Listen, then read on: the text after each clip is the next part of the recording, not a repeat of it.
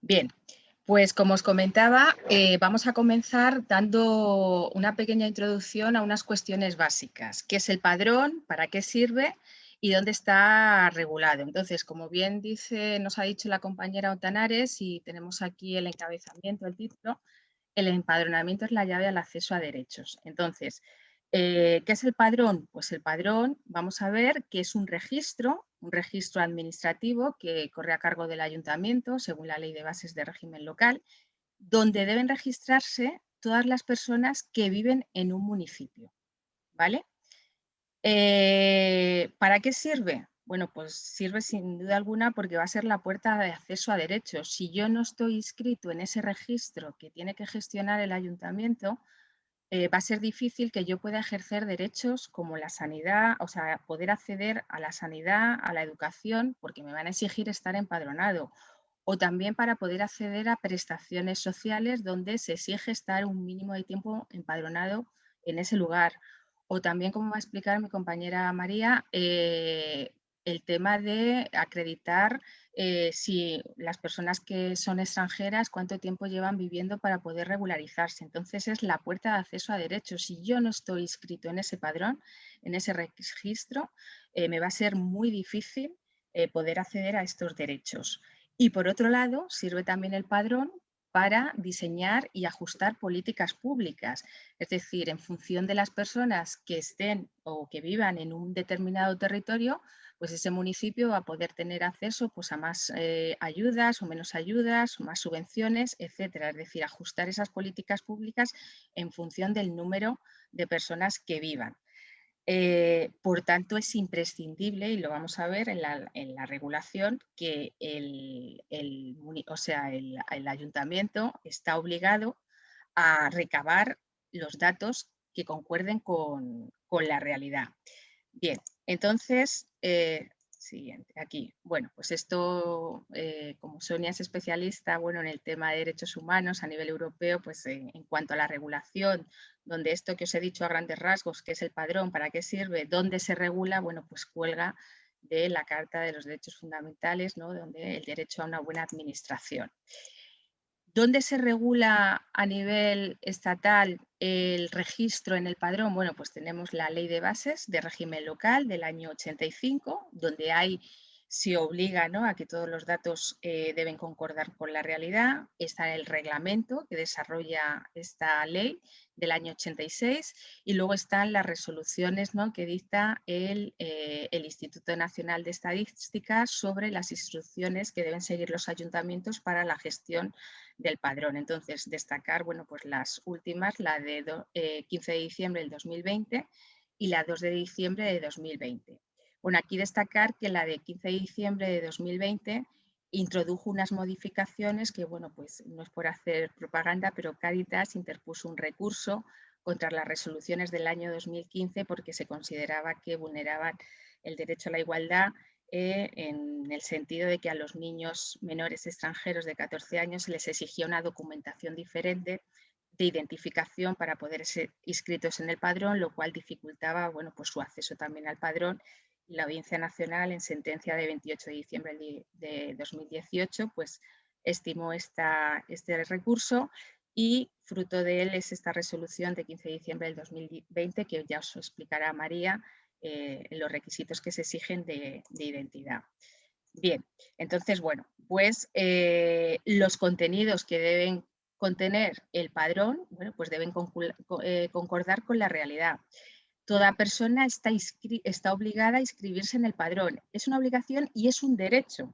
Es un derecho, como os digo, porque es la puerta de acceso a los derechos, como os he comunicado antes. Y toda persona que resida en el domicilio, con independencia de si la titularidad de la vivienda pues es adecuada, no es adecuada, si las circunstancias de salubridad e higiene lo son o no, no tiene nada que ver con la inscripción en el padrón, como os señalaré y como señalará mi compañera Sonia más adelante. Y la inscripción en el padrón tampoco tiene nada que ver con la situación legal o ilegal administrativa que pueda tener una persona, ¿vale? O sea, eso lo señala claramente la legislación. Entonces, sintetizando, tenemos que el padrón es un registro, es un listado que tiene que gestionar el ayuntamiento, donde deben constar todas las personas que viven en el pueblo o en la ciudad y que es una obligación y un derecho para las personas estar inscritas en ese padrón. Es obligatorio que los ayuntamientos mantengan actualizados esos listados y que es necesario que yo esté inscrito en el padrón para poder acceder a derechos. Es decir, como os he repetido antes, para poder acceder a la sanidad, para poder acceder a la educación, para poder acceder a determinadas prestaciones donde me exigen estar inscrito o incluso ayuda a la regularización de las personas extranjeras porque se va a acreditar el tiempo que llevan viviendo en España.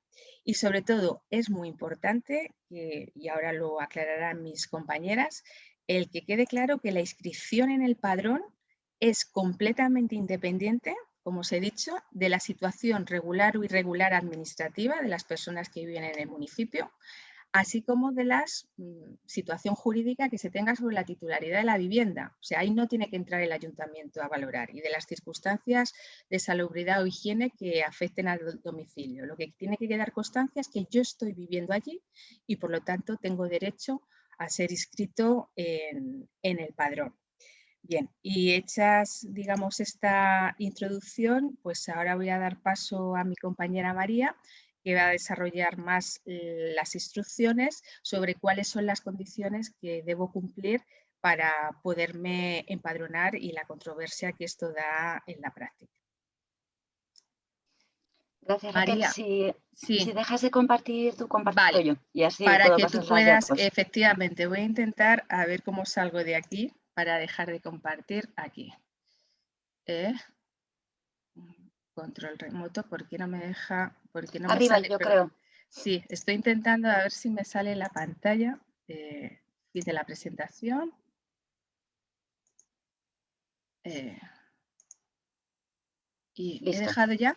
Yo Genial. creo que sí. Si no, voy a apagar y a silenciar. Vale.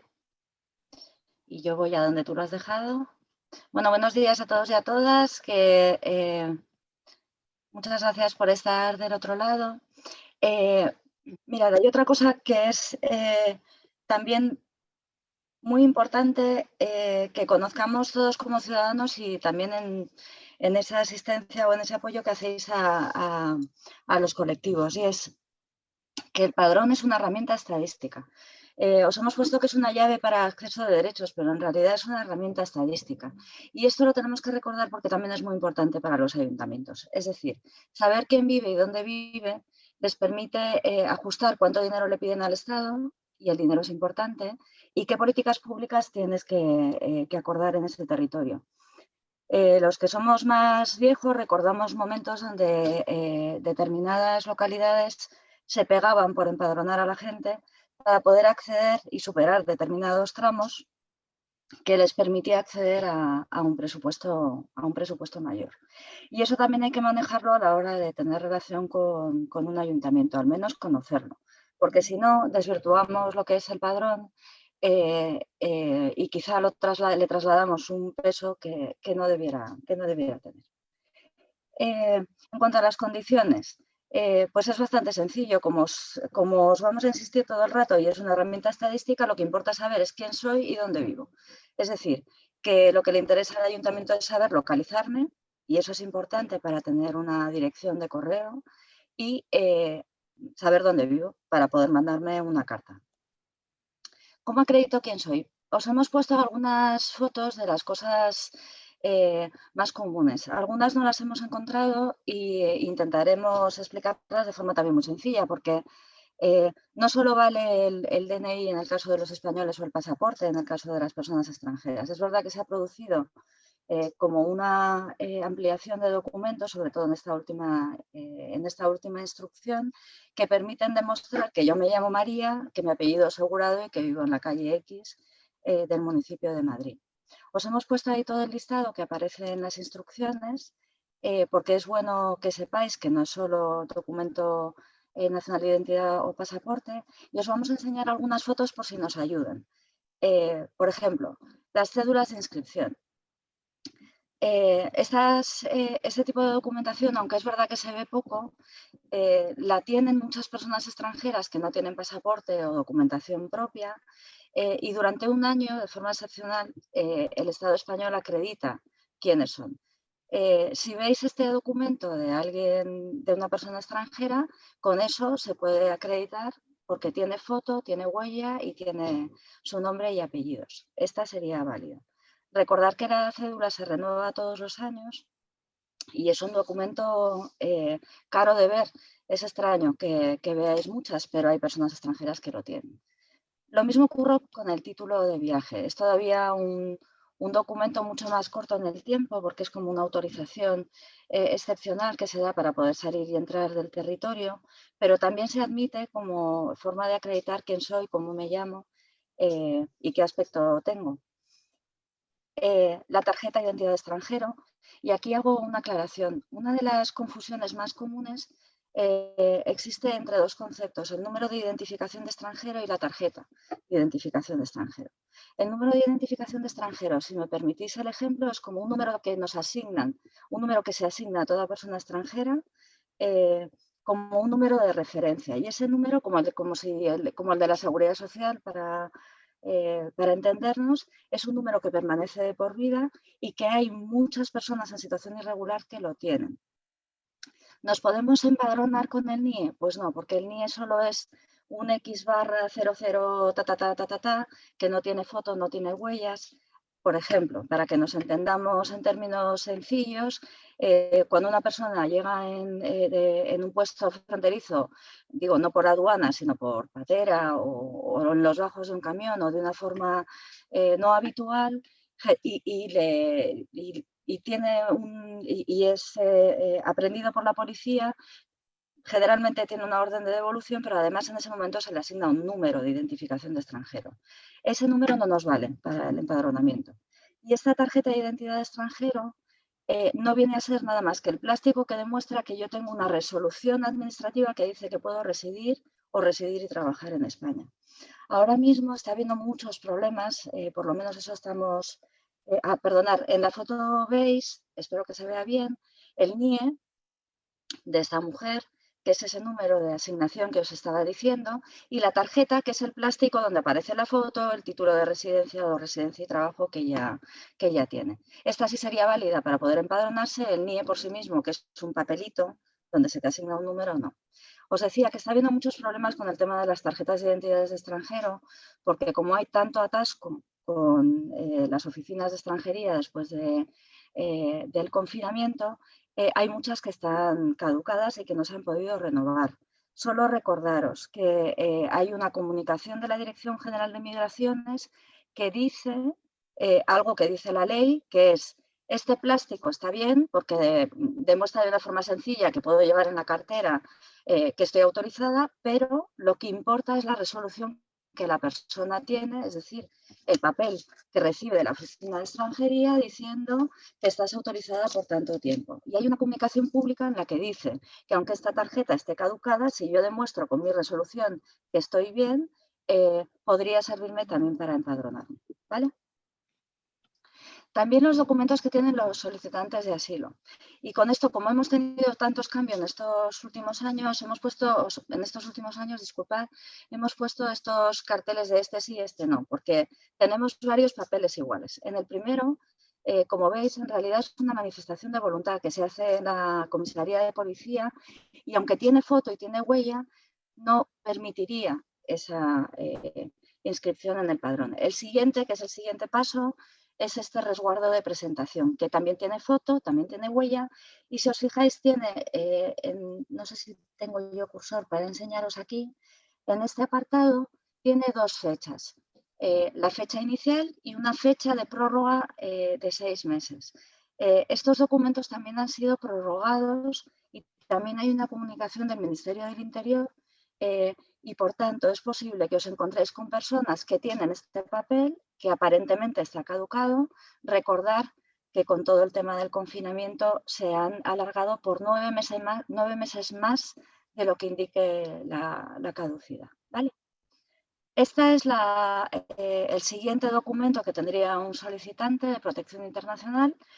o de asilo, que es la famosa tarjeta roja, que se da o que se daba teóricamente transcurridos los primeros 6 meses. Con esto del confinamiento y de la COVID y de la situación de las oficinas de extranjería, tenemos un poquito de lío con los documentos, porque tenemos como varias prórrogas y tenemos que estar atentos a esas prórrogas. Pero en un principio, para que vosotros visualmente podáis ver esos documentos y saber qué diferencia hay entre unos y otros. Quería hablaros también de la fotocopia compulsada por el Ministerio del Interior, que si lo veis lo tenéis aquí en este apartado. Mirad, es un documento que lo siento porque no he tenido el tiempo de pedirle a alguna compañera que me hiciera un escáner de uno para verlo, pero es una fotocopia pura y dura del pasaporte del ciudadano, del ciudadano extranjero, con un sello impreso por la comisaría de policía de turno, compulsando ese documento. Es obligatorio que cuando una comisaría de policía retiene un pasaporte de un ciudadano extranjero, emita una fotocopia compulsada. Claro, todo lo que os vamos a decir con esta contundencia o con esta claridad es lo que debiera ser, no lo que suele ser.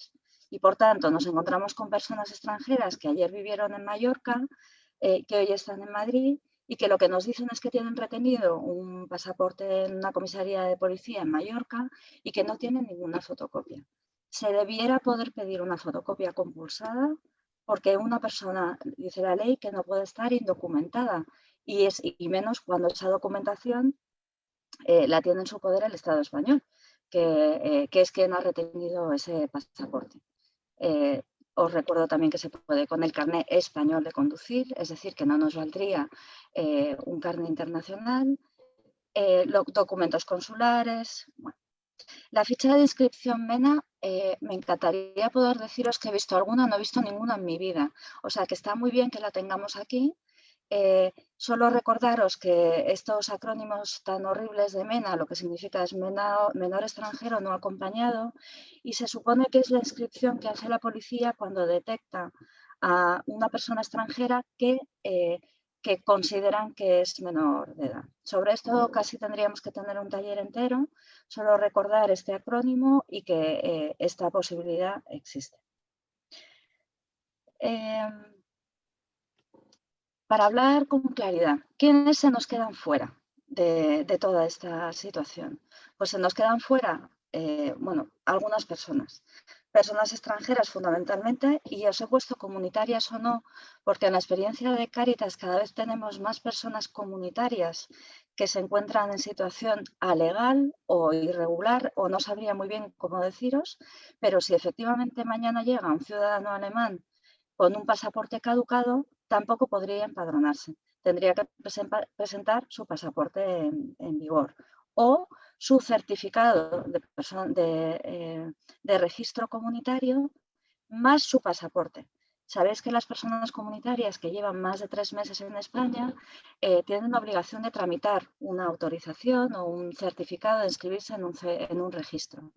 Como esa normativa se ha endurecido tanto, lo que nosotros estamos viendo es que hay personas comunitarias que no están accediendo a ese certificado comunitario, que además es un papel verde, ese sí que es un papel, no tienen tarjeta, que no lleva foto, y por eso la propia instrucción dice que aunque estén en ese certificado de personas comunitarias tienen que acompañar siempre de un documento en vigor.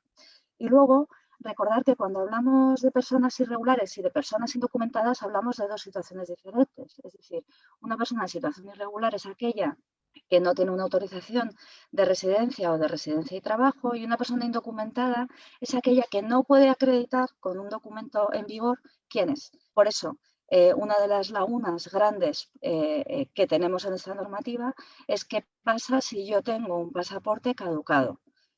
Pues que no me admiten la inscripción en el padrón. ¿En qué situación se encuentran o qué personas se encuentran en esa situación? Pues aquellas, por ejemplo, que no tienen un consulado para poder renovar el pasaporte o cuyo consulado no emite pasaportes. En esta situación se encuentran ciudadanos de muchas nacionalidades, sobre todo Pues pienso en el continente africano, pero también en personas de Oriente, en personas de Asia, que no tienen aquí representación consular o que teniéndola no pueden renovarla, ¿vale? Existe una excepción que son las personas venezolanas que se aprobó hace 2 años y que sí permite que personas venezolanas con pasaporte caducado puedan realizar trámites administrativos, incluso la inscripción en el padrón. Es una excepción de la que nos alegramos muchísimo porque hay muchas personas venezolanas ahora mismo viviendo en España que nos gustaría ver extensiva a todas aquellas personas que tampoco pueden renovar su pasaporte, pero por el momento es una excepción. ¿Cómo acredito dónde vivo? Bueno, este tema no es sencillo porque aunque Raquel os ha dicho, y yo vuelvo a repetiros, estoy segura que Sonia os lo va a decir también, que el padrón no tiene por qué entrar a averiguar en qué condiciones o con qué título vivo, tampoco es tan sencillo cuando vamos a empadronarnos, nos piden una serie de documentaciones. ¿Qué nos pueden pedir? Pues el título que diga que somos propietarios, el contrato de alquiler, el contrato de propiedad. En el caso del subarriendo de vivienda, ya sabéis que no está regulado el arriendo de habitaciones por el momento. Entonces, si es subarriendo de una habitación, pues tiene que ser un subarriendo autorizado. Luego veremos las dificultades que tenemos también con ese subarriendo en el caso de habitación. La declaración de personas empadronadas, que luego yo creo que lo vamos a ver muy bien en la hoja padronal y que es imprescindible cuando hay ya una persona viviendo en la habitación o en la casa donde voy a empadronarme, esa persona que vive ahí y que ya consta empadronada antes que yo, tiene que firmar en la hoja padronal y eso sirve también para que yo me pueda empadronar. Los recibos de suministros que tenéis ahí, recibos bancarios, el informe de policía local. Sobre esto solo tenéis que saber que es perfectamente normal pedir que la policía local acredite que yo vivo donde vivo. Esto, si recordáis, en el año 2005, ¿os acordáis que hubo una regularización de personas extranjeras? Bueno, pues uno de los requisitos que se pedía era acreditar que estábamos empadronados, que las personas extranjeras estaban empadronadas. Y una de las herramientas que utilizamos fue precisamente estos informes de policía local que explicaban o iban y constataban que eso era ahí. Esto no está exento de dificultades porque efectivamente hay que pedirlo o lo pueden hacer y en general nos genera muchos problemas y también genera problemas en el supuesto de determinadas situaciones, pues por ejemplo estoy pensando en subarriendos ilegales de habitación, donde a lo mejor lo que consigo es que la policía acredite dónde vivo, pero al día siguiente ya no tenga habitación porque me hayan echado. Es decir, que es una herramienta que existe, que tenemos que saber que existe, pero que hay que manejar con cierta prudencia. Un acta notarial, la geolocalización, una ubicación en el mapa. ¿Y qué ocurre si no tengo domicilio? Bueno, muchas de las personas que todos acompañamos o con las que trabajamos o de nuestros participantes en la práctica no tienen un domicilio o no tienen una casa. Y creo que es importante centrar este domicilio ficticio. Este domicilio ficticio no es un cajón desastre para todas las personas que tienen dificultad en empadronarse. Es para aquellas personas que efectivamente no tienen domicilio. Y en ese caso, si recordáis, cuando explicábamos la función del padrón y decíamos es una herramienta estadística que recoge las personas que viven en ese municipio y cómo localizarlas y enviarles una documentación, lo que hace la normativa de empadronamiento es una ficción jurídica y decir, no puede ser que María viva en una calle o en la esquina de la calle A con la calle B y yo no puedo hacer una comunicación porque toda persona tiene que estar fijada en un domicilio. Y por eso se crea esta ficción del domicilio ficticio. En ese caso, ¿cómo podemos acompañar, cómo podemos acreditar esa situación o qué o qué necesitamos? Bueno, estoy mirando atentamente a Ontanares a ver qué cara pone. Pues lo primero es que tenemos que dar a conocer esa situación a los servicios sociales. Y fijaros que Dar a conocer significa dar a conocer. Es decir, que no le voy a pedir a servicios sociales nada más que poner en su conocimiento: Onta, hola, soy María, te comunico que vivo en este municipio en la esquina de la calle A y de la calle B. Con esto lo que estamos haciendo es que servicios sociales no pueda decir que desconoce mi circunstancia. Y esto simplifica bastante, simplifica bastante con lo complicado que es esto, que servicios sociales pueda decirme que sí o que no, porque es obligatorio, como os decíamos antes, que yo haga esa solicitud. Poniéndolo en otro punto de vista, cuando Raquel decía que el padrón es un derecho y nos vais a oír hablar de derechos constantemente, también es una obligación. Estoy cumpliendo mi obligación ciudadana, aunque vivo en la esquina de la calle A y de la calle B, comunicando a servicios sociales que vivo aquí, en esta esquina de la calle A y de la calle B. ¿Qué dirección tendré? Pues la que decida servicios sociales. Y ese será mi domicilio ficticio donde la administración podrá ubicar esa notificación necesaria de cualquier cosa que afecte a mi vida. Pero sabrá que tiene una persona X, o sea, yo, perdón, ubicada con este domicilio ficticio. Este domicilio ficticio nos da muchos problemas a las organizaciones sociales, a las personas que lamentablemente viven en situación de calle, pero es algo que existe en la norma y que existe y que por tanto se puede exigir, como luego veremos. Por tanto, aunque viva en una situación, en una habitación sin contrato de arrendamiento, o que viva en un asentamiento de chabolas, o aunque esté en situación administrativa irregular, aunque viva en la calle, puedo estar empadronado. Hay otros supuestos especiales.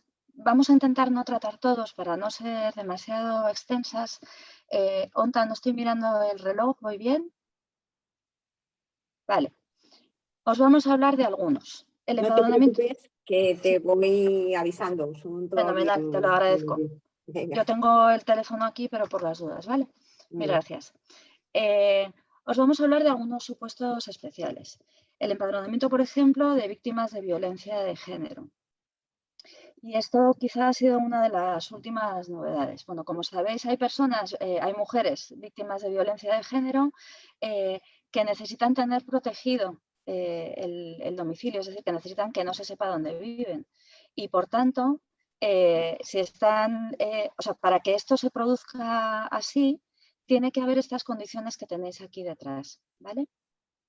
Y por tanto, lo que haremos es un empadronamiento, o sea, no es un empadronamiento real porque la persona estará empadronada donde realmente vive, pero Servicios Sociales fijará como un domicilio ficticio para que efectivamente esa mujer esté protegida.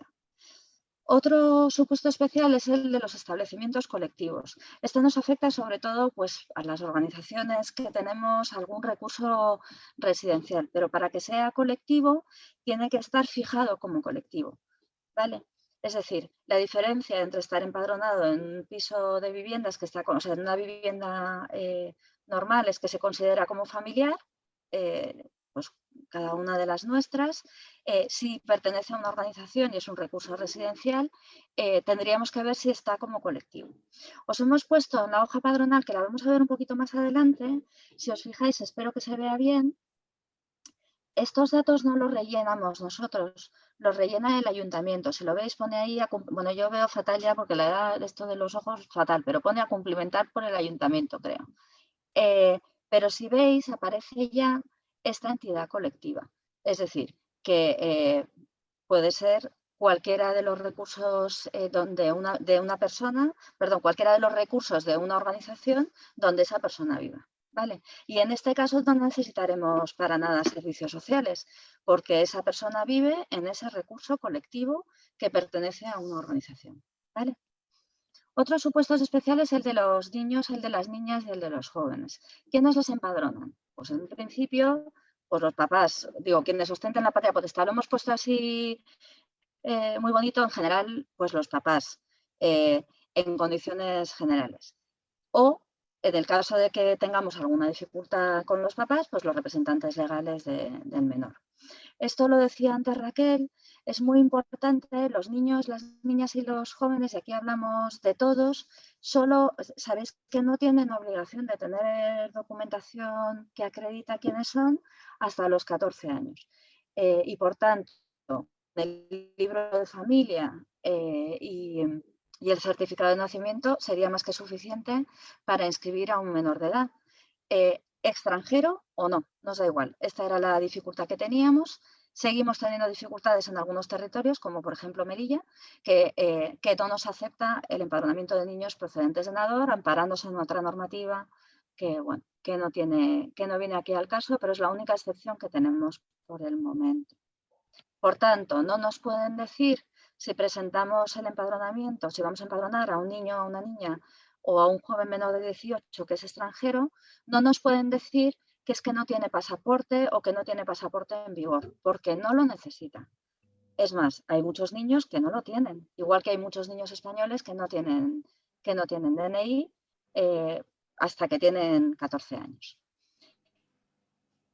Otros grupos especiales que nos parecía importante señalar, no los voy a contar todos para no ser tan pesada, puesto que vais a tener ahí la presentación, pero los niños y las niñas y los jóvenes tienen pues, diferentes circunstancias familiares. Entonces, si vive con ambos progenitores, pues tendrán que firmar los dos.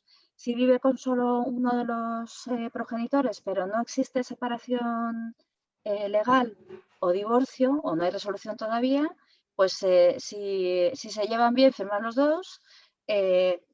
Esperad que minimizo esto. Si la firma de los dos no es posible, se puede presentar una declaración responsable del que sí puede firmar, diciendo estoy en esta situación y ya está, sin más, estoy en esta situación, no tengo esta resolución y acredito que el niño vive en este domicilio conmigo, ¿vale? Cuando existe resolución judicial, bueno, pues lo tenéis ahí. Y si existe guarda y custodia compartida, que es una cosa que estamos viendo de forma muy habitual, tiene que fijarse el domicilio allí donde la sentencia diga.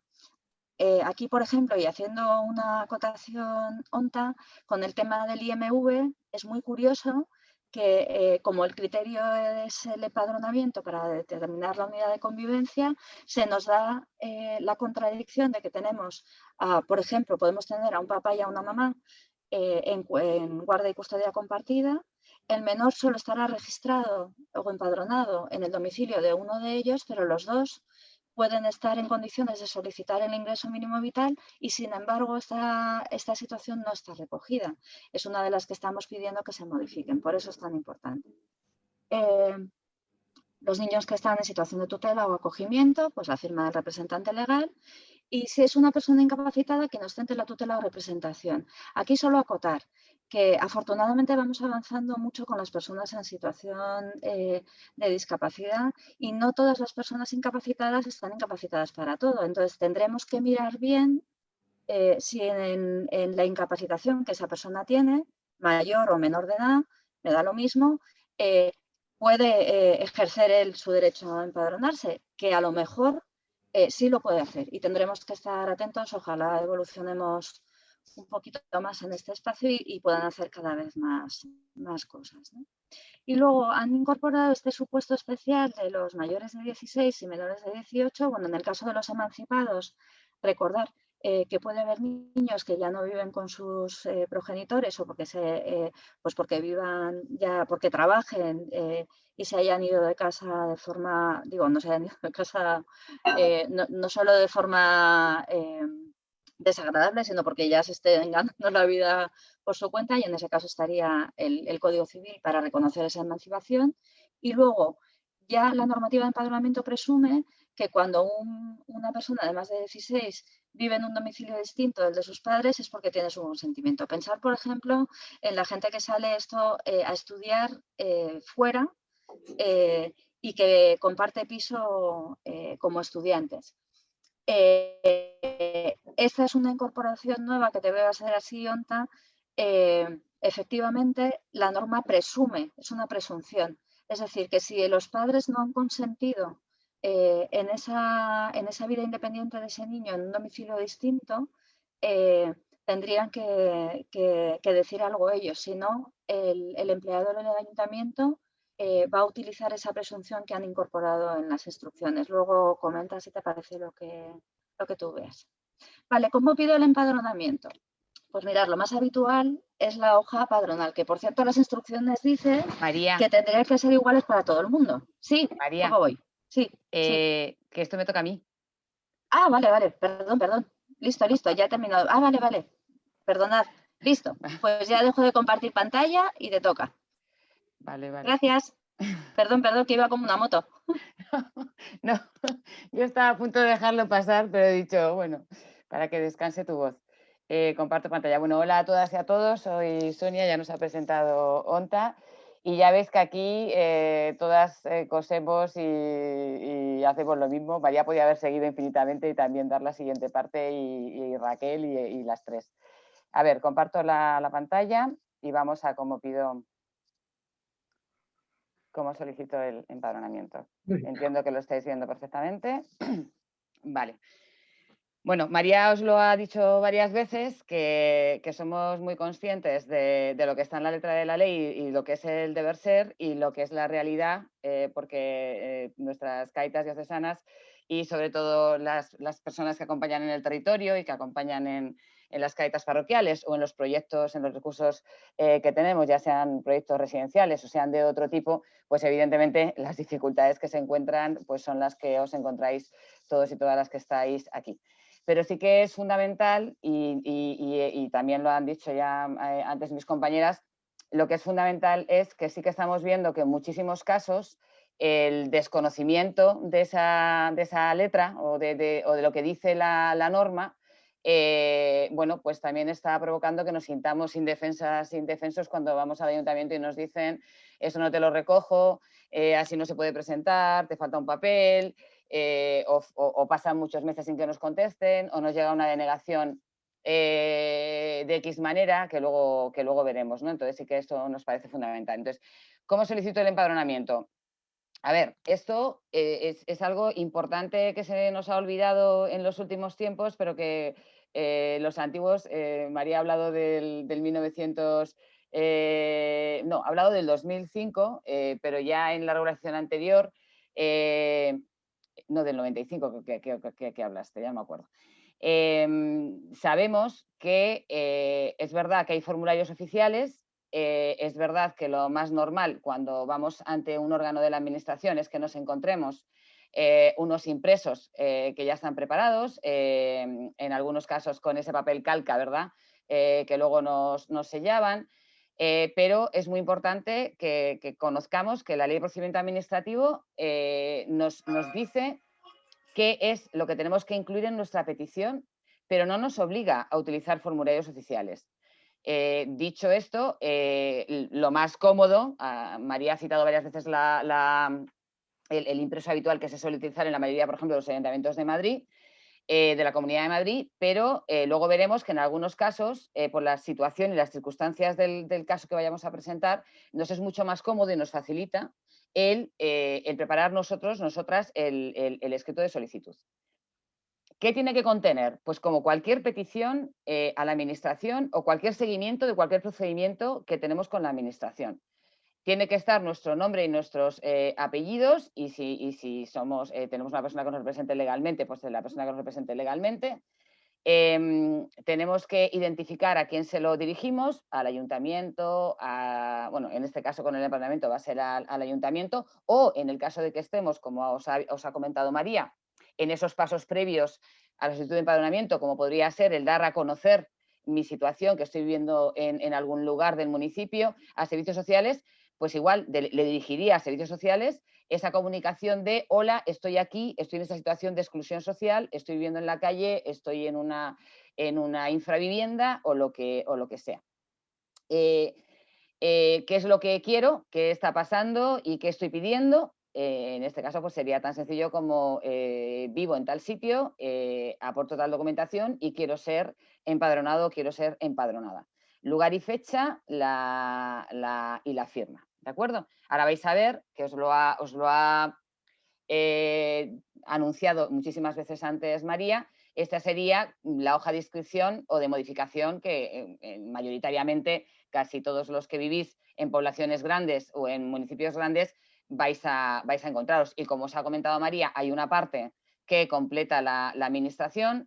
Si podéis ver con el cursor, es justo este cuadradito que está aquí arriba, era el cuadradito del que os habló María cuando van a especificar, por ejemplo, que somos una entidad colectiva. Y luego vais a ver aquí, bueno, pues que podemos incluir a varias personas. Digamos que esto suele ser como el prototipo de lo que sería un empadronamiento normal en un piso, en una vivienda, donde ponemos la calle, la letra, etcétera. Y aquí los datos de las personas, bueno, donde hemos nacido, los datos habituales, ¿vale? Y aquí cuando hacemos una modificación en este lado de la derecha. Nos vamos a encontrar este otro modelo que es de un ayuntamiento, de un pueblo, de una población, que es igual que el otro, lo que pasa que, bueno, pues con otro formato. Lo digo porque puede ser que en otros municipios no os encontréis ese grandota, esa hoja desplegable tan grande, ¿no? Ese sería otro modelo que nos vamos a poder encontrar. Y luego esto sería pues el escrito, el escrito tipo de solicitud en un procedimiento administrativo, en el que vamos rellenando y vamos diciendo lo que queremos. Como veis, los datos, la exposición qué es lo que quiero, las circunstancias de mi caso y qué es lo que quiero, y el solicito, que es la petición que le estoy haciendo a la administración. La fecha siempre, muy importante, aunque luego ya veremos después que la fecha que realmente nos va a importar es la que nos pongan en el sello de entrada. Cuando entreguemos este documento, que entregaremos siempre con una copia, lo veremos ahora en el siguiente apartado, esa fecha será la que realmente tenga efectos después a la hora de los plazos que tiene la administración para contestarnos, de los plazos que tenemos para el silencio positivo si no nos contestan, etcétera. Y como veis abajo, bueno, pues podemos poner el órgano al que dirigimos, lo podemos poner aquí abajo, lo podemos poner arriba. Eso no importa, lo importante es que quede claro a quién dirigimos el escrito.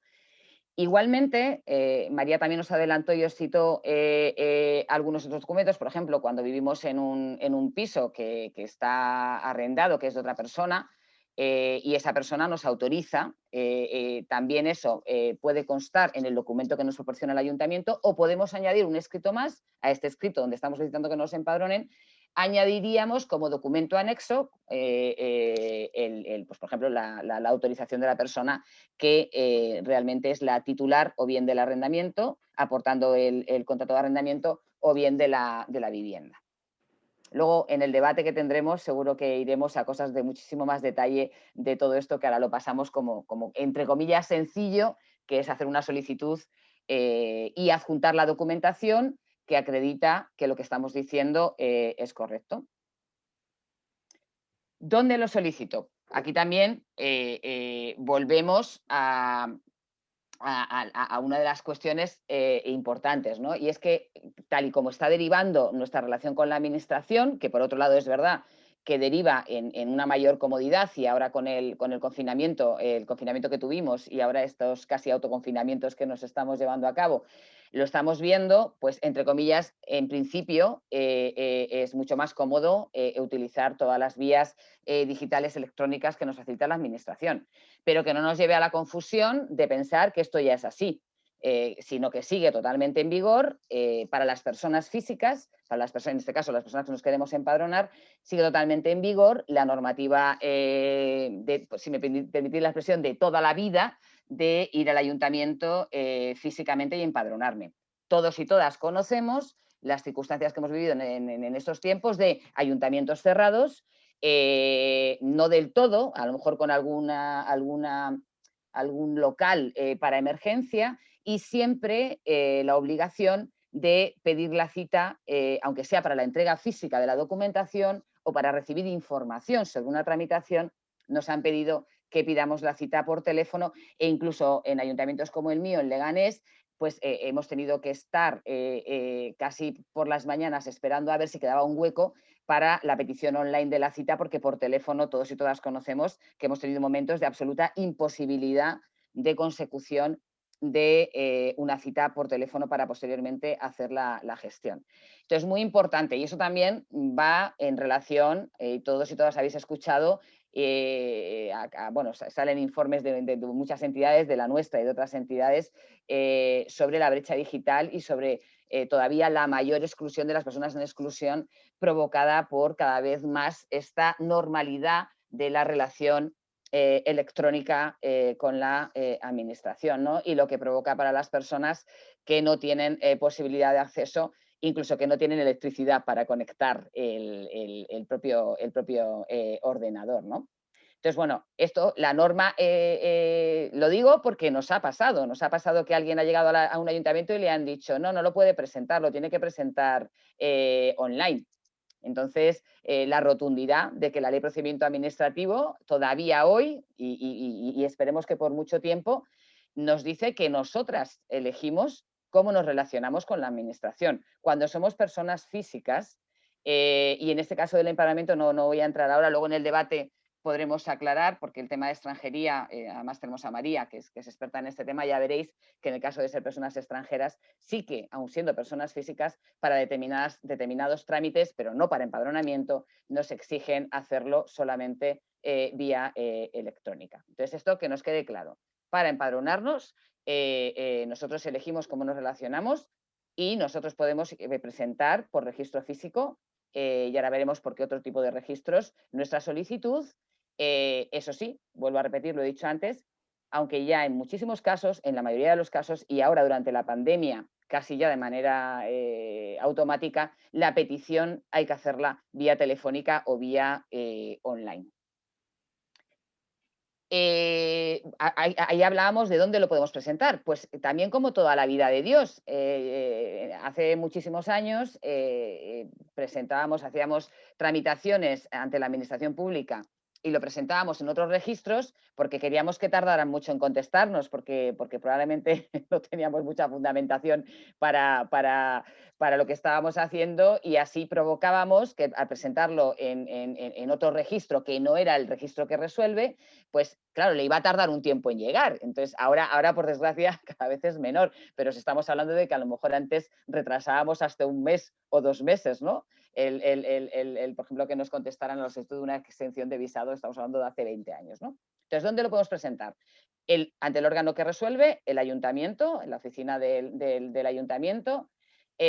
Como hemos dicho antes, telemáticamente tenemos muchos ayuntamientos que nos permiten hacer la solicitud de manera telemática con las condiciones que establece esa presentación telemática. En otro registro de la administración, y cuando hablamos de otro registro de la administración hablamos de cualquier otro registro de la administración, no nos va a interesar en el empadronamiento, obviamente, porque nos va a interesar resolverlo cuanto antes, porque como elemento que cuelga del derecho a la buena administración, el empadronamiento nos va a facilitar el luego poder acceder a protección social, ingreso mínimo vital y otra serie de circunstancias de derechos, ¿no? Entonces, claro, no estamos en una situación en la que nos interese retrasar, pero que sepáis que se puede hacer. Estamos hablando también, estábamos hablando quizás en la situación, por ejemplo, de confinamiento, en la que a lo mejor sí que estaba abierto otro registro y podíamos presentar el empadronamiento por otro registro, pues yo qué sé, de cualquier, pues no sé, de una delegación de gobierno o otro que a lo mejor nos pillaba muy cerca de casa o muy cerca de un recurso o muy cerca de un proyecto y podíamos presentarlo por otro registro porque había dificultades para presentarlo en el ayuntamiento que era quien resolvía.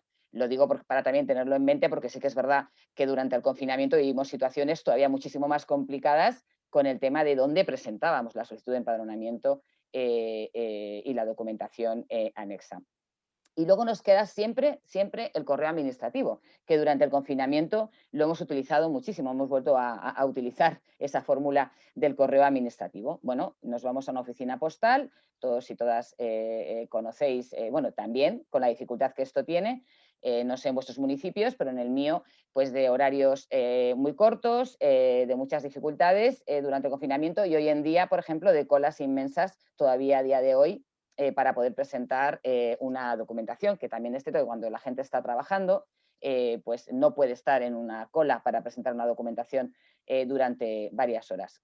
Sabéis que vas a la oficina, vas con tu documentación y con la documentación fotocopiada, acudes a la oficina, ellas, quien toque, te va a recoger la documentación, la va a meter en un sobre y la va a enviar al órgano al que tú lo diriges y te va a sellar con un sello de correo administrativo la documentación, la solicitud, que siempre recomendamos que vaya agrapada con el resto de documentación. Hay veces que también te sellan todas las páginas que se anexan. Bien. ¿Qué diferencias hay fundamentales entre presentarlo ante el ayuntamiento que va a resolver, en la oficina de registro del ayuntamiento que va a resolver, o de forma telemática? Pues que los plazos empiezan a contar desde ahí mismo. Esa es la gran diferencia, ¿no? Los plazos que tiene la administración para resolver, que en el caso del empadronamiento el plazo que tiene es de 3 meses, empieza a contar inmediatamente desde que presentamos la solicitud.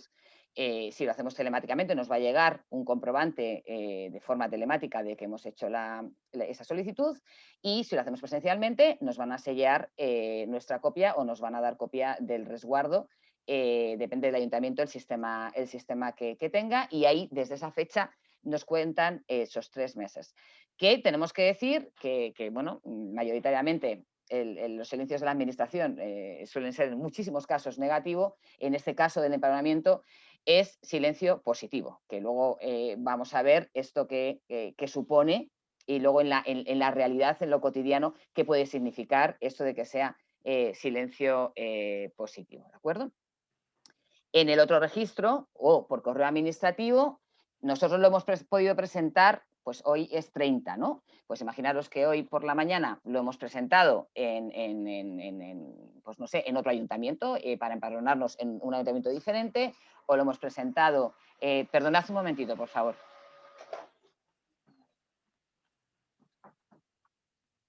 Perdonad. Lo hemos presentado pues eso, un ayuntamiento para otro ayuntamiento, o lo hemos presentado por correo administrativo hoy, 30 de enero, y llega al ayuntamiento de Fuenlabrada el jueves de la semana que viene, que si no me equivoco es 4 de marzo. Los 3 meses para el silencio positivo comienzan a correr desde el 4 de marzo. ¿Ok? Esto es muy importante a efectos de después contabilizar los plazos. ¿Por qué? Os preguntaréis. Porque nunca sabemos cuándo llega. Entonces, como no sabemos cuándo llega, una de las cosas que solemos recomendar, sobre todo cuando ya tenemos la sospecha de que el expediente va a ser complicado, bueno, pues porque de por sí sabemos que ya es una situación complicada, o porque anteriormente hemos tenido ya otros casos y sabemos que no en esa misma situación, o en ese mismo edificio, o en esa misma zona de chabolas o de infravivienda, y sabemos que la cosa no va a ir directa y no va a ser sencilla, bueno, pues podemos pedir a la administración, pasado un tiempo, que nos dé una constancia de cuándo ha sido la fecha de entrada. Esto tiene un nombre administrativo, es un escrito que se presenta y podemos presentarlo ante el ayuntamiento ya directamente, que es el órgano competente para resolver sobre lo que hemos presentado, lo que hemos pedido, que es que nos empadronen. ¿De acuerdo? Y sería lo que llamamos petición de entrada de registro, que es un escrito que se hace a la administración. Estaréis diciendo, vamos mandando escritos y la administración luego no contesta, pero bueno, con esos resguardos de presentar, los juristas es como luego tenemos que movernos, veo la cara de Ontanares, es como luego nosotros tenemos que movernos a la hora de iniciar procedimientos y a la hora de hacer reclamaciones, luego lo veremos en la segunda parte, o a la hora de hacer una queja en la oficina de la Defensoría. Bueno, pues como yo digo mucho, mis compañeras me conocen, que el balón nunca esté en mi campo, que el balón siempre esté en el campo del otro, ¿no? En este caso, del ayuntamiento. Y si pasan 3 meses y no me han contestado, bueno, yo ya sé que eso significa que está concedido. Esto es muy importante en la vida, tener la seguridad de que yo ya estoy empadronada. No lo puedo, no lo puedo demostrar, pero yo ya estoy empadronada porque han pasado 3 meses y como es silencio positivo, significa que la administración bueno, ha dicho que sí. De hecho, no con un documento, no formalmente, pero me ha dicho que sí. Entonces, tenemos otra posibilidad que la ley de procedimiento administrativo nos ha facilitado de toda la vida, porque ya sabe muy bien la propia ley que regula la actuación de la administración, cómo es y cómo actúa la administración. Entonces, pedimos ese documento que se llama certificado de acto estimatorio, que es un documento donde ya, bueno, pues como hemos dicho antes, ponemos nuestro nombre, el lugar donde vivimos, planteamos las cosas, se lo dirigimos al órgano competente, Ayuntamiento de Leganés, Sonia Olea, con dirección tal, no sé qué, que con fecha tal hice la solicitud, como consta en el resguardo que anexo a este escrito, hice la solicitud de empadronamiento, que habiendo pasado 3 meses desde que yo solicité ser empadronada, entendiendo y siendo que ya lo he sido, pues le pido por favor que me haga un certificado de acto estimatorio a la solicitud, o de acto presunto, como lo queráis llamar.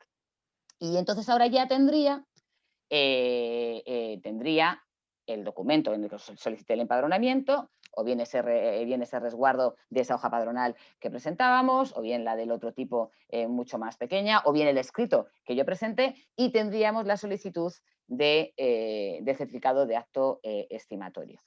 Y en principio y en final, si la administración sigue sin contestarnos y sigue sin hacernos llegar ni la respuesta al acto, a la solicitud del certificado de acto estimatorio, ni la respuesta a la solicitud que presenté para ser empadronada, yo con lo que voy por la vida y con lo que voy a hacer las gestiones en las que me pidan estar empadronada es con mi resguardo de la solicitud y con mi petición de acto estimatorio. Y esas son las pruebas en derecho administrativo. Otra cosa es lo que me va a decir la persona que tenga enfrente. Esas son las pruebas que yo tengo de estar empadronada. No tengo un certificado de empadronamiento, sino que tengo esta documentación. ¿Qué podríamos hacer después? ¿Por qué no me han contestado? Bueno, pues con ese resguardo de la solicitud y con esa petición de certificado de acto estimatorio, pues a lo mejor puedo intentar ir y pedir un volante de empadronamiento con esa documentación que tengo y bueno, pues seguir enredando con la administración para que conteste. Por otro lado, como hablábamos antes, como el empadronamiento es una documentación que me van a exigir para dar inicio a procesos de acceso a derechos, será con esta documentación con lo que tendré que dar inicio a esos procesos y esperar a ver qué me dice la administración, que puede ser la misma o puede ser otra a la que le estoy haciendo la solicitud pues, del ingreso mínimo vital o de lo que yo necesite. Y bueno, pues plantead las preguntas que os hayan quedado dudas. Onta, había un comentario en el chat diciendo que se podían compulsar documentos en la notaría. Efectivamente se puede hacer la compulsa del documento en la notaría, pero eso no va a acreditar tu identidad. Es decir, que si tu documento está caducado, por mucho que esté compulsado, digo, para no confundirnos, digo que, excepto que el compañero que ha puesto el comentario quiera comentar otra cosa, la compulsa notarial existe, claro, pero no es la compulsa a la que estábamos haciendo referencia en el caso de que te hayan retenido el pasaporte en una comisaría. Es una compulsa diferente, ¿vale? Sí, porque y además, sí, si te le han retenido, no te le pueden compulsar ni en una notaría ni en ningún lado. Por eso, pero es verdad que existe la compulsa notarial y yo creo que está puesto en la presentación, pero solo por hacer ese matiz y ya despejamos excepto que quiera comentar otra cosa. Vale. Bueno, pues resulta que me ha llegado la denegación. Me ha llegado la denegación de la solicitud de empadronamiento. Me la pueden denegar, obviamente, por diversas razones, y ahí es verdad que tenemos que tomar una decisión. Es decir, no siempre que me llega una denegación voy a seguir, digamos, la vía administrativa. Sí, realmente, por ejemplo, hemos visto, lo digo por vuestros casos de acompañamiento, ¿no? Nosotras en muchas ocasiones, nuestras compañeras y compañeros que están en el territorio, pues llegan con una denegación de empadronamiento que se valora, que probablemente no se hizo bien la solicitud, o bien por parte del ayuntamiento, o bien por parte del asesoramiento que dio el ayuntamiento, o bien por parte de la persona, no presentó bien la solicitud, bien en el sentido de todo lo que os hemos contado hasta ahora, todo lo que os ha contado María, de acreditar quién soy y de acreditar dónde vivo, con todos los, luego en las preguntas ya habéis hecho muchas preguntas a este respecto, tanto de la identidad como de la medios probatorios de dónde vivo, y vemos que nos interesa volver a presentar, es decir, no siempre que nos llega una denegación inmediatamente interponemos un recurso de reposición. Esto es muy importante, sino que valoraremos si nos puede interesar mucho hacer una nueva solicitud.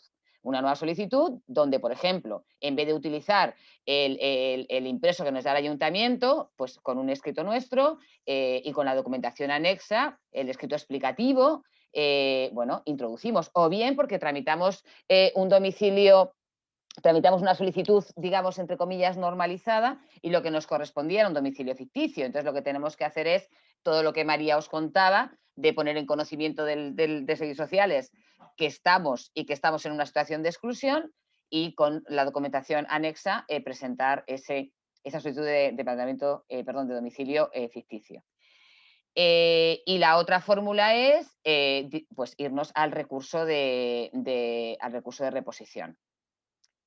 Luego la parte, no os preocupéis, que la parte de la queja de defensorías al pueblo luego la comentamos, ¿vale? Entonces, bueno, pues como cualquier procedimiento administrativo, iniciamos una vía que sabemos, muchas de las que estamos aquí, lo que significa iniciar una vía de recurrir a la administración, y tendremos que valorar, como muchas veces hablamos, de esos litigios estratégicos que las personas pueden esperar, pueden permitirse esperar, pueden permitirse sabiendo lo que va a tardar esto, y hay que valorarlo también. Entramos en una dinámica en la que la administración, si me permitís la expresión, siempre va a jugar con que nos cansamos. Cuantísimas reclamaciones no se presentan a la administración porque todos y todas decimos, sí, claro, para que me contesten dentro de 4 años, para que me contesten dentro de 3, pero también, sobre todo los que habéis acompañado situaciones de extranjería, sabéis que en muchos casos el avanzar y llegar a los tribunales pudo hacer y pudo suponer conseguir muchas de las cosas que se han conseguido o que se habían conseguido en el Estado, ¿no? Bueno, ahí tenéis los plazos, tenemos poquito tiempo, tenemos un mes desde el día siguiente que hemos sido notificados, y como visteis al comienzo, preparamos un escrito diciendo quiénes somos, contando y acompañando la documentación de que presentamos una solicitud con esta fecha para ser empadronados en tal sitio, anexamos documentación porque consideramos y argumentación jurídica porque consideramos que la administración se ha equivocado al denegarnos esa solicitud de empadronamiento. La administración tiene un mes para contestarnos y en este caso, como casi siempre, el silencio es negativo. Me puedo ir al contencioso directamente, puedo haber interpuesto el recurso de reposición o no. Hay gente que dirá, pues me voy al contencioso directamente. Bueno, a veces suena la gaita y a veces con ese recurso de reposición, con una documentación probatoria más exhaustiva o con una argumentación jurídica más profunda, puede conseguir. Algún recurso de reposición se admite. No es lo habitual, pero puede pasar. O me voy directamente a la vía contenciosa. Y aquí ya entramos en que igualmente, que obviamente lo conocéis, para el recurso de reposición no me hace falta representación legal, obviamente para irme ya a lo contencioso ya sí que me hace falta representación legal, y es cuando estamos hablando de personas en situaciones de vulnerabilidad social, económica y de otro tipo, tenemos que ir a solicitar asistencia jurídica gratuita. Aquí os hemos dejado los links tanto de la Comunidad de Madrid como de nuestra abogacía estatal, donde se puede encontrar pues qué servicios hay, direcciones, teléfonos, etcétera. Nada, un detalle, si no pongo el recurso de reposición y me voy directamente a la vía contenciosa, no es un mes el que tengo de plazo, son 2 meses lo que tengo de plazo para iniciar esa vía contenciosa, que obviamente significa ir a los tribunales y todo lo que conlleva de tener que esperar una sentencia que dé lugar a darnos la razón. Hemos de deciros que en los últimos tiempos esas sentencias están diciendo cosas muy importantes, como por ejemplo que se acepte el dibujo de un mapa para señalar dónde vivo, sobre todo en temas de medios probatorios, e insistiendo mucho que el ayuntamiento no tiene que entrar a valorar la situación administrativa en el caso de personas extranjeras, regular o irregular, y que no tiene que entrar a valorar si la vivienda, el lugar, por decir, el lugar donde estoy es un lugar adecuado, no es adecuado, tengo título legal para estar, no lo tengo. La jurisprudencia en ese sentido, vamos, casi todas las sentencias, por no decir todas las sentencias que nos han llegado en los últimos tiempos, siempre han sido favorables, por supuesto, a aplicar la normativa vigente y, por supuesto, a empadronar. Pero hay que ir. También tenemos alguna alcalde o alcaldesa, sin citar el lugar, que nos ha dicho, aquí te espero con la sentencia, porque no voy a empadronar a esta persona. Cuando venga la sentencia, empadronaré. Entonces, sí que es verdad que hay veces así. Tenemos situaciones, ahora luego en el debate seguro que las vais a plantear, muy diferentes, muy diversas. Tenemos situaciones muy personalizadas. Sabéis que Cáritas está en todo el Estado y tenemos situaciones muy de pueblos pequeños y muy personalizadas, de situaciones muy concretas, y luego tenemos situaciones mucho más estructurales que todas y todas conocéis y que también están viniendo por la situación de colapso que tiene el ayuntamiento. Deciros algo importante.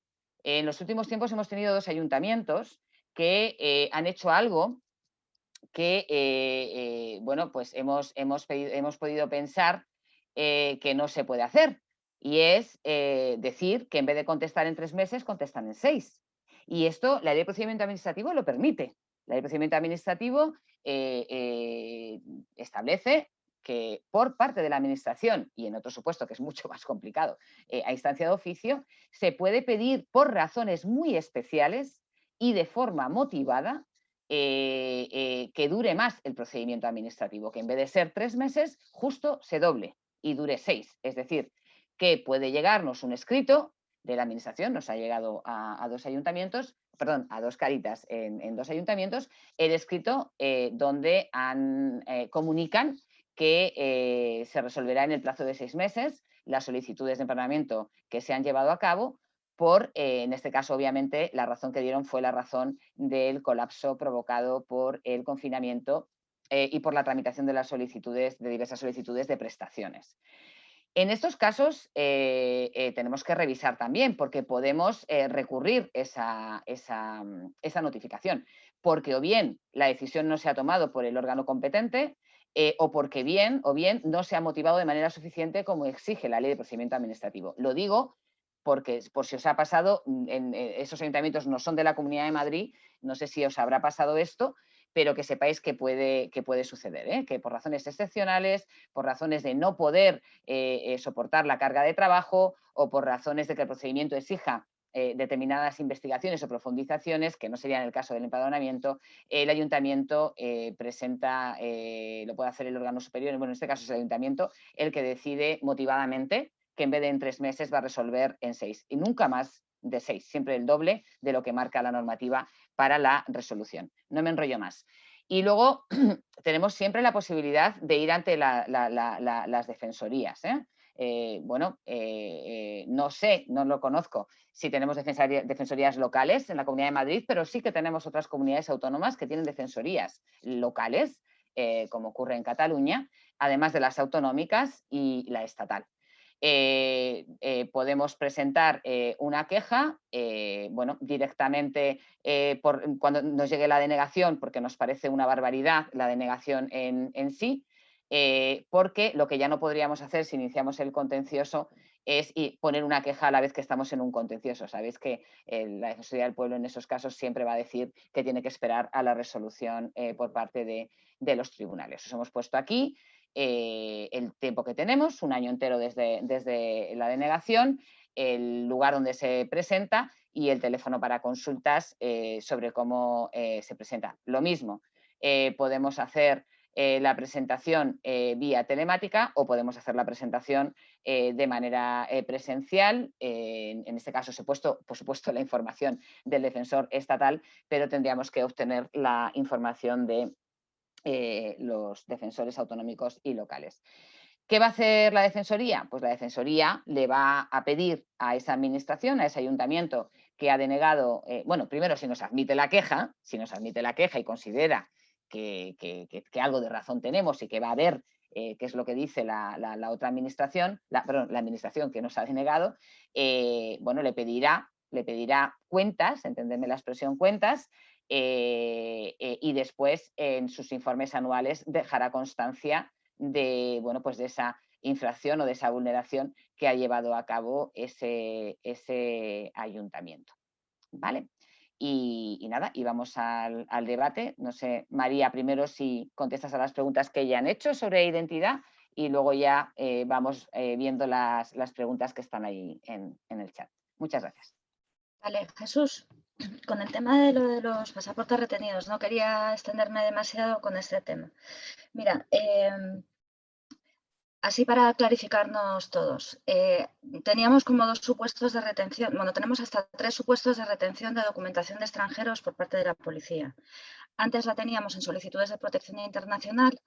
Desde junio de 2019, en procedimientos de protección internacional ya no se retiene el pasaporte. En caso de que tengas a una persona que, habiendo solicitado protección internacional, hubiera retenido el pasaporte, simplemente un escrito a la comisaría de policía dirigido por la persona diciendo que quiere seguir en su condición de solicitante de protección internacional, pero que en base a esta instrucción de 1 de junio de 2019 solicita la devolución de su pasaporte. Ese sería en el caso de que tuviéramos un solicitante de asilo cuyo pasaporte está retenido. El segundo supuesto es el de la medida cautelar, que es el más frecuente, por lo menos el más frecuente que vemos en Cáritas, de una persona que tiene retenido el pasaporte porque tiene un procedimiento sancionador de expulsión. En ese caso es una medida cautelar que ha instruido un juez de instrucción que sí que puede retener el pasaporte como medida cautelar. Lo que tendría que hacerse efectivamente, como os decía, en un buen procedimiento es dar una fotocopia compulsada. Si eso no ha ocurrido, lo más eficaz es intentar localizar al abogado de oficio que hizo la asistencia a esa persona en el expediente sancionador para que en nombre del extranjero pida la copia compulsada. ¿Cuál es el argumento para pedir esa copia compulsada? Que la Ley Orgánica de Seguridad Ciudadana exige de todo ciudadano que vaya documentado siempre. Es más, a cualquiera de nosotros, si vamos por la calle y no llevamos el DNI, se nos puede sancionar por no acreditar mediante documento quiénes somos y, por tanto, la Administración no puede ser la que pone en situación de desprotección al ciudadano extranjero. De ahí nace la obligatoriedad de dar una fotocopia compulsada. Entonces, el argumento que tendríamos que introducir en ese escrito es precisamente la obligación de la Administración de no dejar indocumentado, que se establece en el artículo 13 de la Ley de Protección de Seguridad Ciudadana, al extranjero con pasaporte retenido. No quiero decir que sea sencillo, quiero decir que tú me has preguntado la fórmula de hacerlo y esa sería los 2 supuestos donde nos podemos encontrar en esa situación. El tercer supuesto es una instrucción penal, pero entiendo que es algo que vamos a ver con menos frecuencia de cara al empadronamiento. El tema de los albergues. ¿Ese era mío, Sonia? Sí, o el tema de los niños era, perdón, de las personas. Tienes el tema de los niños y creo que tienes otra pregunta más también. Sí, pero el tema de los niños era en relación con personas que van de un albergue a otro. Mirad, creo que ahí tenemos que ayudarnos unos a otros a ser concretos en el lenguaje. A nosotras nos pasa mucho que tenemos mucha variedad de recursos residenciales, igual que los servicios sociales tienen mucha variedad de recursos residenciales. Ahora, no es lo mismo un albergue de peregrinos del Camino de Santiago que un albergue de urgencia o de corta estancia para, por ejemplo, una persona sin hogar que va a pernoctar una noche. Entonces, en ese caso, nuestro planteamiento sería, si esa persona no vive en ese recurso y va cambiando, estamos ante un supuesto de persona sin domicilio. porque no lo tiene y por tanto tendríamos que acudir al domicilio ficticio. Sería uno de esos supuestos. Ahora, si esa persona reside en un recurso residencial, por más que se llame albergue, me da igual, de forma constante, y tendríamos que ver si es de servicios sociales, efectivamente será su responsabilidad, si pertenece a una organización, esa organización, si está como establecimiento colectivo, podrá empadronar a esa persona en ese recurso. Entonces, digo que no es una situación que podamos resolver de forma genérica, pero sí creo que nos tenemos que ayudar unos a otros a ser muy concretos con la situación de ese recurso residencial y de esa persona. Por tanto, si entra y sale, fijaros, por poneros un caso muy extremo, que nos estamos encontrando con un colectivo especialmente vulnerable y que a mí me toca especialmente las narices, que es el de las mujeres en situación de prostitución. Las mujeres en situación de prostitución que cambian cada 28 días de casa porque son movidas por las redes de prostitución de casa en casa, no están empadronadas. Viven en un domicilio, sí, cada 28 días en uno. Este sería un supuesto súper extremo que nos estamos encontrando de personas a las que no podemos empadronar porque realmente se están moviendo por todo el territorio y no tienen un domicilio fijo. Digo, por si eso nos ayuda también a pensar como en todo el paraguas. Creo que no había ninguna más mía. Sí, luego nos han hecho una que podemos contestar entre todas, entre las cuatro, al final del todo, sobre además una compañera o un compañero de Cáritas, porque no sé, Tebas... Bueno, voy yo a las que habláis de los medios probatorios. A ver, os comentaba lo de la sentencia, esta sentencia que hemos tenido, no recuerdo ahora, pero el año pasado, del Tribunal de Justicia andaluz, donde admite la presentación del dibujo de un mapa de una chabola que está además en zona no urbanizable, ha considerado que señalaba suficientemente, porque ponía las carreteras, ponía los kilómetros y señalaba suficientemente lo que nos pide la normativa, que es acreditar dónde vivimos. Entonces, me preguntabais varias veces, ¿y puedo con una sentencia de desalojo y puedo con cualquier documento, en principio, que contenga mi nombre, que me señale mi identidad y señale un domicilio, una calle con un número? Vamos, es un documento excelente como medio probatorio. Quiero decir que si yo voy con una... La pena es que sea una orden de desalojo, pero si yo voy con una orden de desalojo donde consta que un tribunal me dice que soy Sonia Olea y que vivo en la calle X, número tal del municipio tal, vamos, ya me puede decir el ayuntamiento lo que quiera, que es un documento, ya quisiéramos. Lo triste es, pero igual con cualquier otro tipo de documentación. Hablabais, os hemos puesto en la diapositiva que os ha explicado María, cualquier medio probatorio. El Código Civil en eso nos dice que cualquier medio probatorio. Por ejemplo, planteáis la posibilidad de recibos. Pues claro, si ahora que hay mucha mensajería, ahora que hay mucho movimiento en el que hay que poner domicilio, cualquier cosa que tengamos documental la presentaremos y luego estaremos a ver. Esto es como cualquier procedimiento. Si presentamos 4 pruebas que no son enormes, pero ya son 4, pues a veces es o una prueba que sea rotunda o muchas pruebas que sean pequeñitas y al final se transforman en una gran prueba, ¿no? A lo mejor estoy siendo muy penalista ahora con esto, pero eso sería muy importante. Habéis dicho, por ejemplo, declaraciones testificales de vecinos. Bueno, el problema es el coste económico que nos puede suponer eso, de que vayan los vecinos a un notario, pero en principio podemos ver, sabiendo, os lo hemos dicho al principio, están los procedimientos fáciles, los procedimientos un poquito más complicados porque nos pueden exigir un poquito de trabajo en buscar alguna documentación, en recoger documentación, y luego los procedimientos que sabemos que van a ser complicados y que a lo mejor, lo que nosotras llamamos los famosos litigios estratégicos, y que a lo mejor nos van a llevar, lo sabemos, que nos van a llevar al contencioso administrativo, y que va a ser el contencioso administrativo el que va a tener que determinar pues que ese mapa de la chabola del asentamiento de Huelva iba a servir.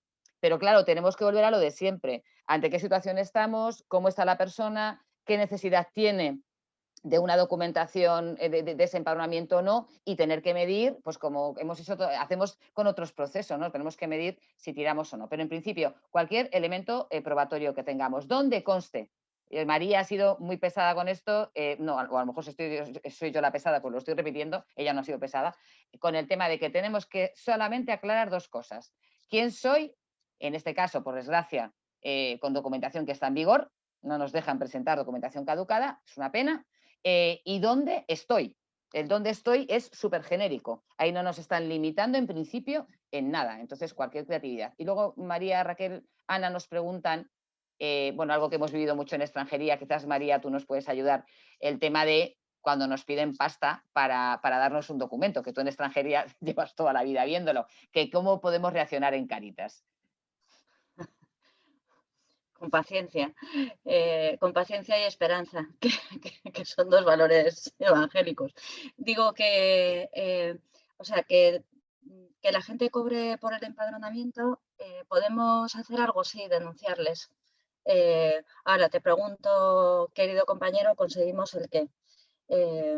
Es decir, que efectivamente, por ejemplo, digo, cuestiones que estamos viendo todos los días, trabajadoras de hogar internas que quieren tener una habitación para el fin de semana, poder descansar del trabajo durante toda la semana. Y que les están, para empadronarlas, les están cobrando, aparte de lo que pagan por dormir en un sofá el viernes, sábado, el fin de semana, además pagan por el empadronamiento. O sea, creo que todos vemos que esas situaciones de abuso serían denunciables. Ahora, creo que decir esto en genérico es no decir nada, porque habrá que acompañar la situación de la persona, porque si se queda sin empadronamiento lo va a pasar peor. Y otra cuestión que no habéis sacado y a nosotras nos preocupa muchísimo es el tema del desempadronamiento. Una de las cuestiones que estamos viendo con muchísima preocupación ahora es el efecto contrario. Y es que, por ejemplo, con las unidades de convivencia tan extensas que ha fijado el ingreso mínimo vital, lo que se está produciendo es un desempadronamiento de personas que viviendo en un domicilio conjuntamente se desempadronan para no perjudicar o son obligadas a ser desempadronadas para no perjudicar a una unidad de convivencia que podría percibir el ingreso mínimo vital. Bueno, esas circunstancias extremas, lamento decir, la segunda creo que tiene fácil solución y solo depende de la voluntad política de modificar el proyecto de ley.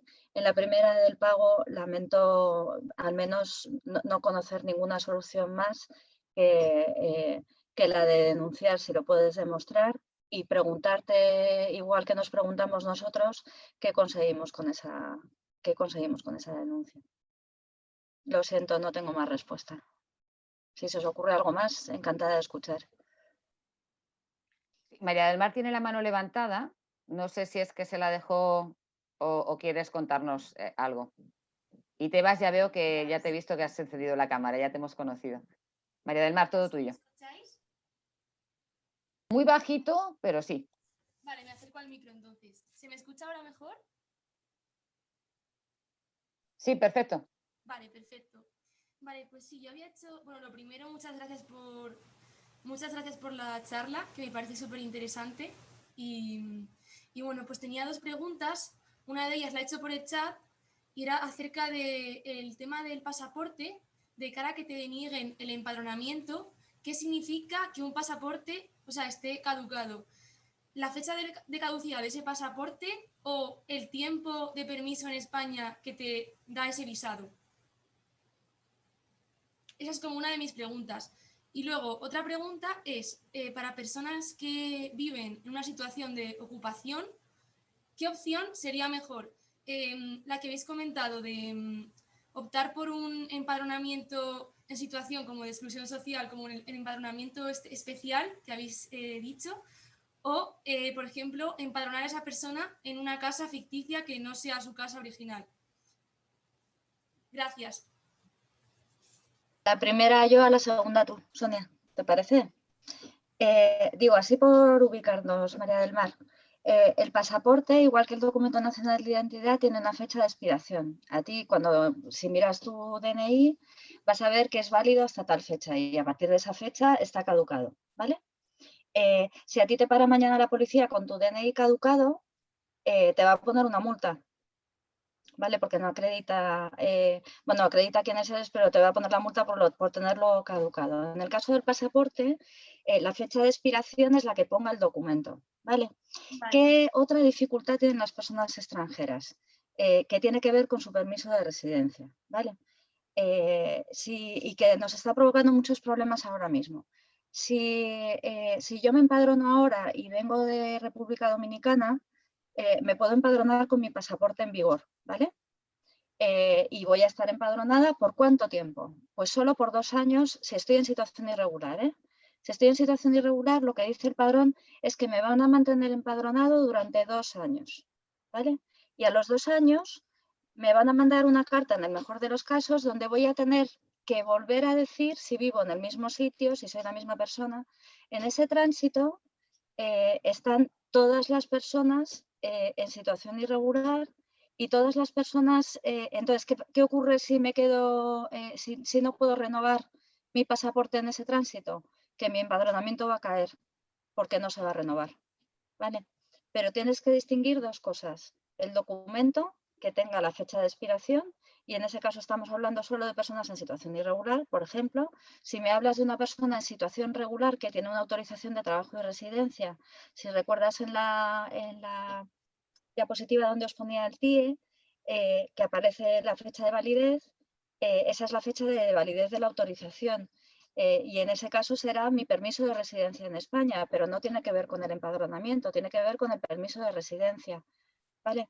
¿Qué estamos viendo ahora? Que se está produciendo 2 realidades. Una irregularidad sobrevenida, porque si yo no tengo el pasaporte en vigor, tampoco voy a poder renovar mi autorización de trabajo y residencia, y una caída del empadronamiento, porque como tampoco tengo el pasaporte en vigor, tampoco voy a poder renovar ese empadronamiento. Y eso afecta también a personas en situación regular y en situación irregular, a las 2. Espero haberte contestado con claridad. Cualquier cosa me dices, ¿vale? Perfecto, gracias. Las casas ocupadas. Las casas ocupadas y las habitaciones es verdad que son de los temas que más complicaciones nos están trayendo. En el caso de las casas ocupadas, como también nos explicó María cuando hizo la exposición, estamos en casos de situaciones con domicilio. Otra cosa es la dificultad que tenemos o podemos llegar a tener para demostrar con elementos probatorios creativos, pero siempre dentro del derecho, que estamos ahí. Nos vamos a encontrar entonces con una casa ocupada, de la que por supuesto no tenemos título legal, pero mira, a mí no se me había ocurrido y agradezco muchísimo al compañero que ha planteado lo del documento que viene del juzgado de inicio de un procedimiento, por ejemplo, de desahucio. Pues ese sería clarísimamente un documento para aportar para un empadronamiento en una vivienda ocupada.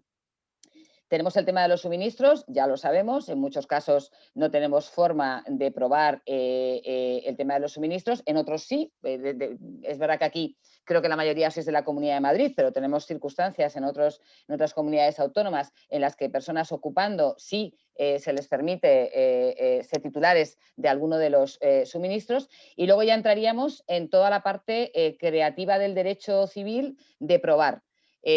Por ejemplo, la geolocalización. Hay algunas cáritas diocesanas que están utilizando la geolocalización no solo cuando están en la chabola, en el campo, en una zona muy retirada del pueblo, sino también cuando estás en una ciudad también puedes geolocalizar.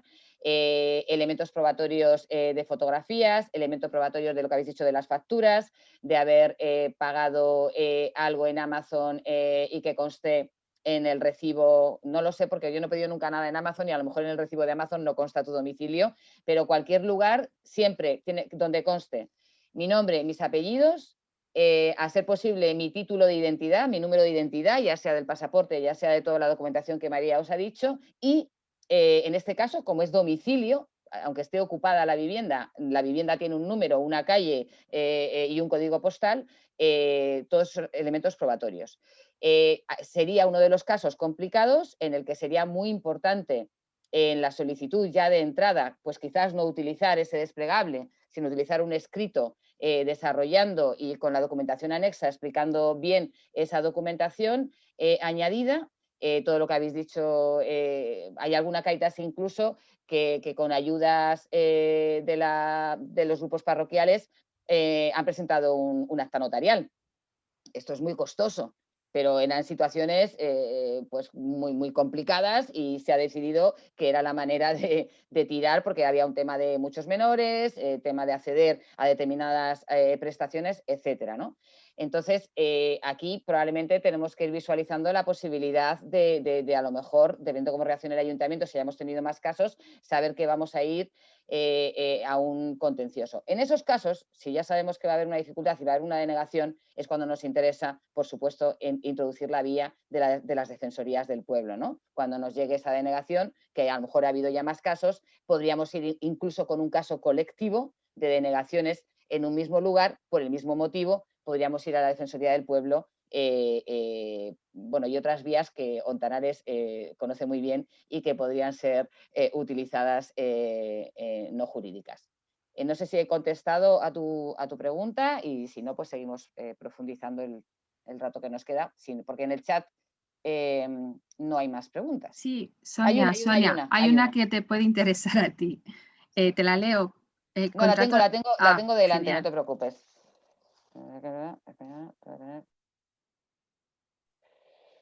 Quedan 15 minutos, así Sí, que sí. si alguien tiene alguna pregunta más que ponga, porque estamos ya casi terminando. Sí, Carlos, explícanos tu pregunta porque no la termino de entender. Explícame bien tu pregunta porque me hablas de la regularidad o irregularidad del titular del contrato de empadronamiento, entiendo.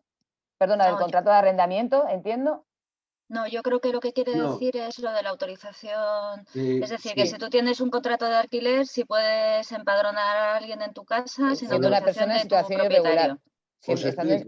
Os explico más concisamente y más directamente. Vamos a ver, yo tengo un contrato de alquiler, tengo un pisito alquilado y tal, y obviamente me pidió el ayuntamiento la autorización del propietario que daba su consentimiento para que yo me empadronase. Una vez ya tenía el contrato, había depositado las fianzas y todo el jaleo.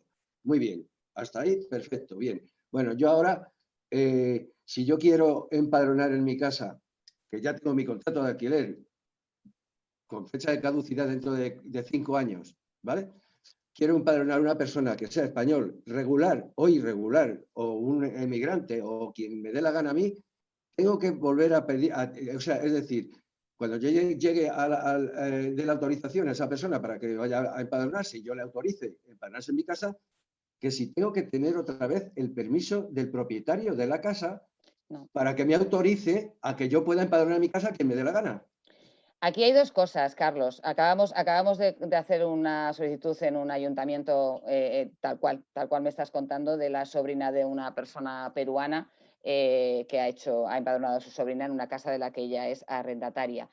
Aquí es una cuestión, en el lío en el que tú te metes, si en tu contrato tienes especificado que no puedes subarrendar o tener, bueno, en lo que tú te puedes meter con el señor o la señora que te ha arrendado la casa, pero al ayuntamiento, como hemos dicho antes y explicó María, le da lo mismo la situación de legalidad o ilegalidad o que tú te puedas buscar las vueltas, porque esa persona va a salir en tu empadronamiento. Esa persona va a ir, va a solicitar el empadronamiento con tu autorización y con la copia de tu contrato de arrendamiento, ¿ok? ¿Ok? O sea, la persona va a ir con tu autorización como persona titular del contrato de arrendamiento y la copia del contrato de arrendamiento donde sale que tú eres el titular y tú ya estás empadronado. Otra cosa es si el titular de la vivienda a lo mejor también consta empadronado, que puede ser que sí o puede ser que no, cosas más raras hemos visto, y lo que a lo mejor la persona que te ha arrendado la casa en su momento puede hacer, que no tiene que ver nada con el derecho administrativo, sino con el derecho civil, por el tema de que tú hayas metido a gente en tu casa sin su consentimiento. O sea, que perfectamente realizable sin pedir. Dale, María. Eso es, si veis en esa hoja padronal, es que no, se ve muy mal, pero ponlo en grande. Lo que pone ahí es que ese es el supuesto que estás diciendo. Cachis en la mar. A ver, aquí.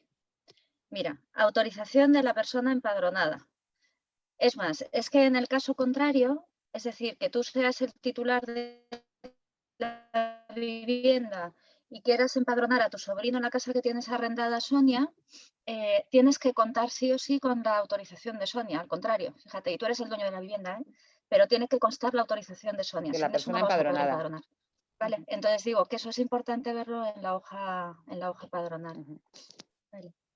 Pero sí que es importante, que lo hemos dicho muchas veces, pero creo que nos tiene que quedar en la cabeza, que el tema del empadronamiento no se mete con otros temas, o sea, no se mete con lo que, con que yo llevo, cuánto tiempo llevo ya aquí en situación irregular, no se mete con si estoy conectada ilegalmente al gas de mi vecino, no se mete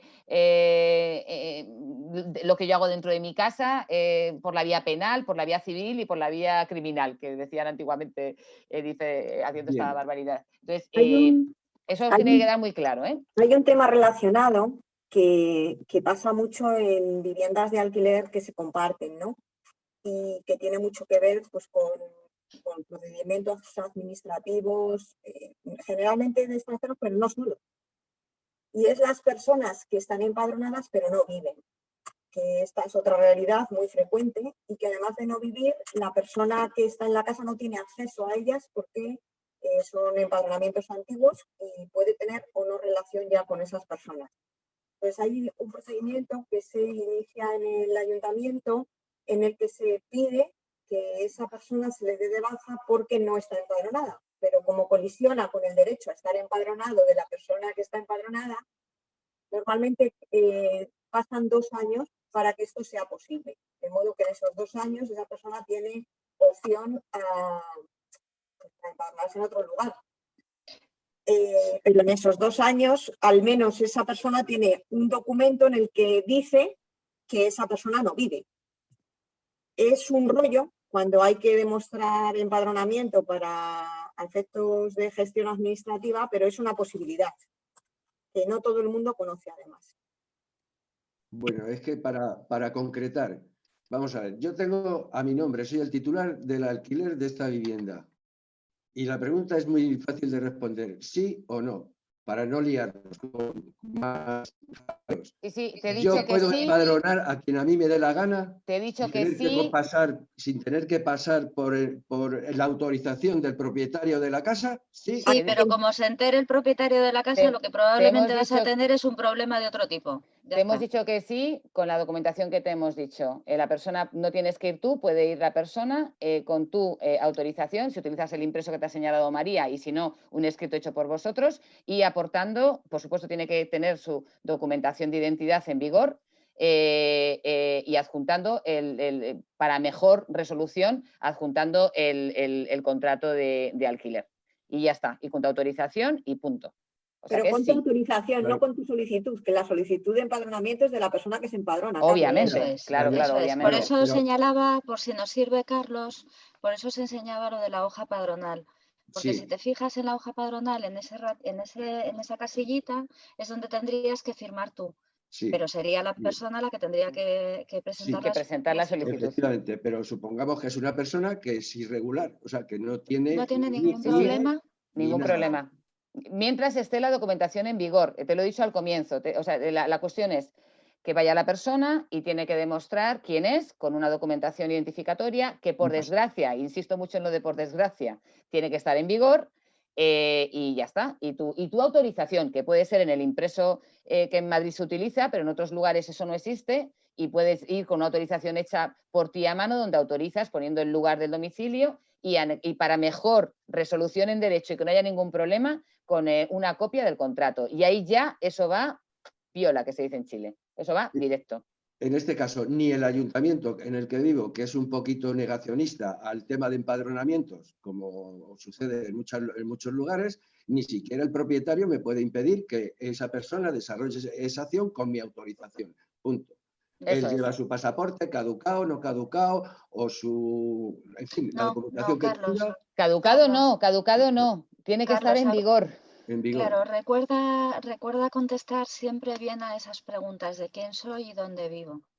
El quién soy, lo más importante para contestarlo ahora mismo es si tienes enfrente a una persona extranjera a la que vas a aconsejar, en el quién soy no solo importa que sepamos como que te llamas Carlos y que tienes un apellido, sino que puedas acreditar con un documento en vigor que te llamas Carlos y te apellidas X, ¿vale? Eso en cuanto a la acreditación. Y en cuanto a la vivienda, si tú puedes autorizar, autorizas. Y lo que dice Sonia, adjuntarás la documentación o sea, la solicitud no la haces tú, la hace la persona. Si la hace Mohamed, Mohamed tendrá que presentar su pasaporte en vigor, ¿vale?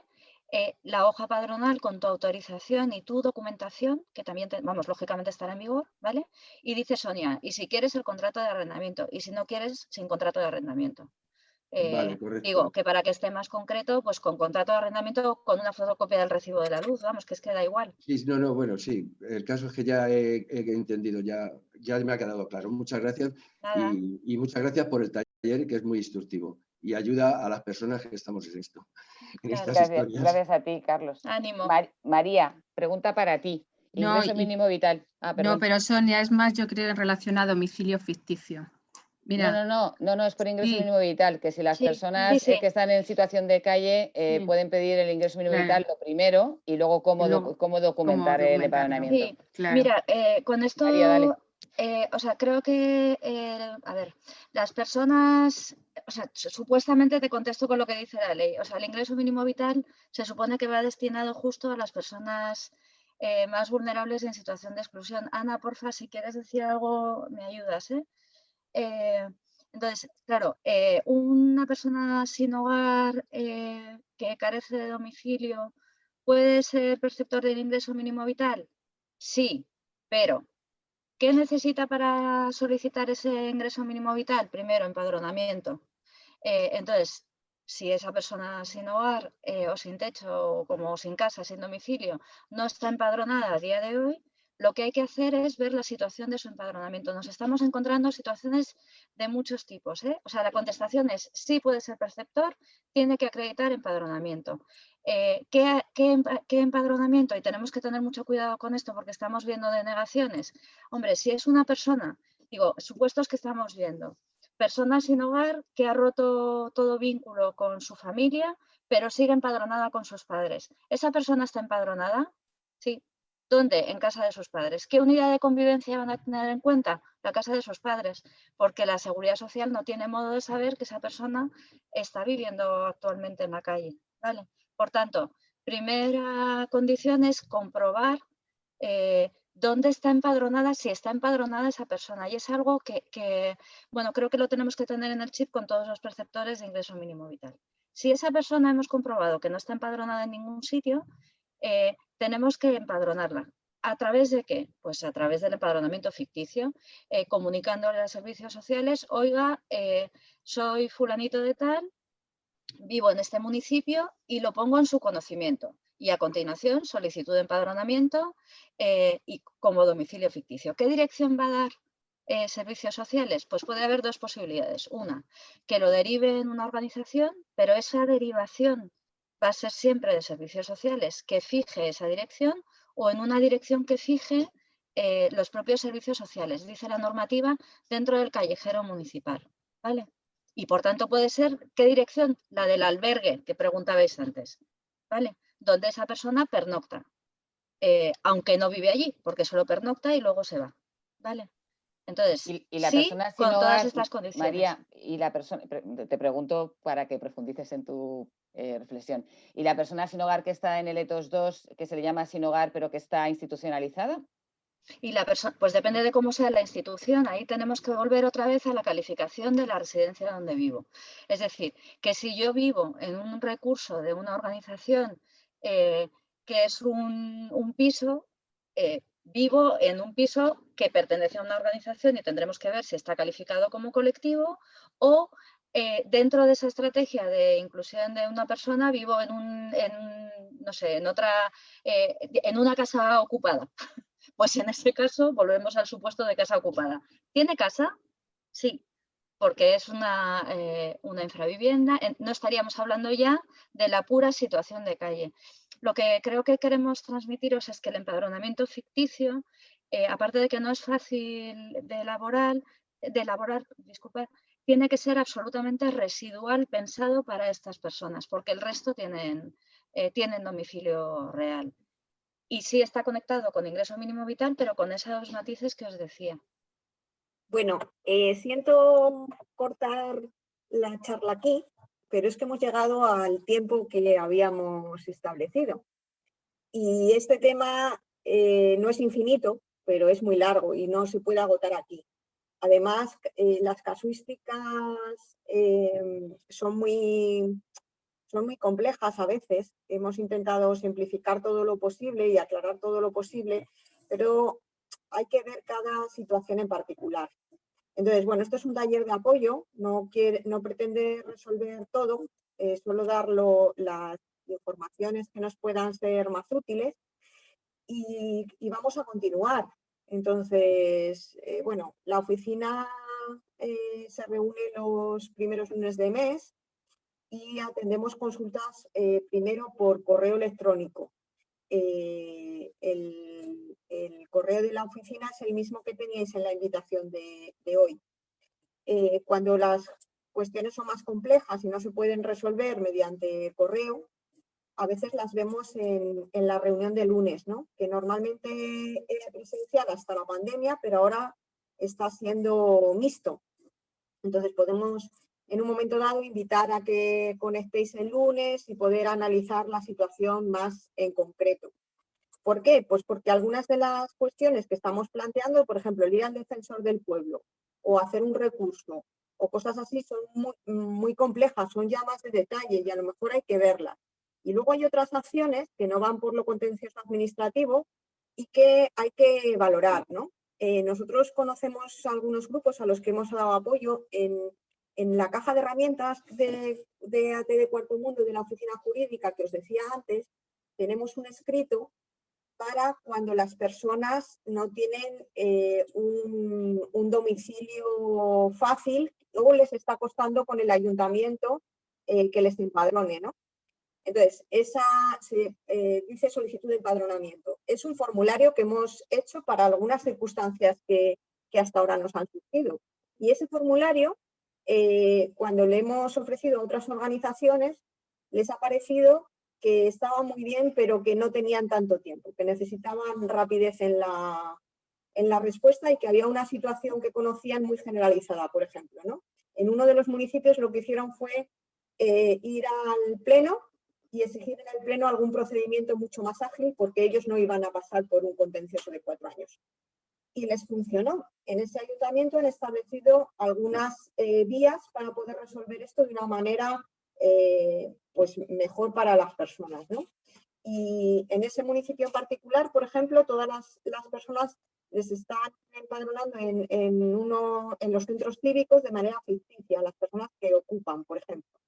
Pues es una solución que se ha dado para que, bueno, que ahora tiene otros problemas, porque a la hora de solicitar el ingreso mínimo vital hay que hacer un certificado de que eso es un lugar ficticio y que en realidad esta familia está compuesta por no sé quién o por no sé cuál. Pero desde luego tienen muchísimos menos problemas que quien no está empadronado en cualquier otro sitio en la misma situación. Y en otros sitios, pues lo que se han hecho son medidas de presión. Por ejemplo, cuando se ha llevado esa solicitud a registro, pues una serie de gente ha ido a apoyar esa solicitud y la propia presión hace que el ayuntamiento reconsidere su posición inicial.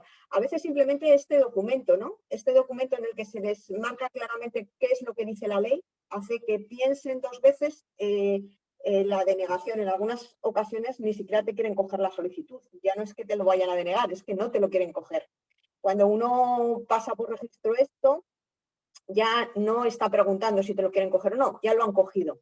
Y eso hace que el ayuntamiento se posicione de otra manera. Entonces, yo creo que hay una presión ciudadana que se puede hacer en relación a la defensa de ese derecho de las personas dentro de la ley, dentro de todo lo que nos habéis explicado, claro está. Entonces, todo eso es lo que queremos hacer también desde el grupo de empoderamiento, el grupo de autoapoyo, ¿no? Pensar en qué solución es mejor para esa situación y cómo podemos articular pues esas respuestas de apoyo que a veces pasan por ir a la prensa y por bueno, pues mover la situación, porque lo que no se conoce no existe. Y a veces hay situaciones que vienen provocadas por la propia actitud de la gente, ¿no? De pues lo habéis dicho, ¿no? El cobro de determinadas empadronamientos por parte de otros, eso a lo mejor plantea también otras acciones que hacer, como ir a hablar con ese propietario, ¿no? Y hacerle entender que esto que está haciendo, bueno, no con todos vale, pero a lo mejor con algunos hay que sacarles la cara colorada, ¿no? Cuando uno pertenece a una comunidad, a lo mejor no todo el mundo sabe lo que esa persona está haciendo y a lo mejor algo así puede determinar otras posiciones. Bueno, no lo sé. Os animo a que sigáis pensando con nosotros cómo seguir haciendo y compartáis algunas noticias si ya tenéis algunos éxitos.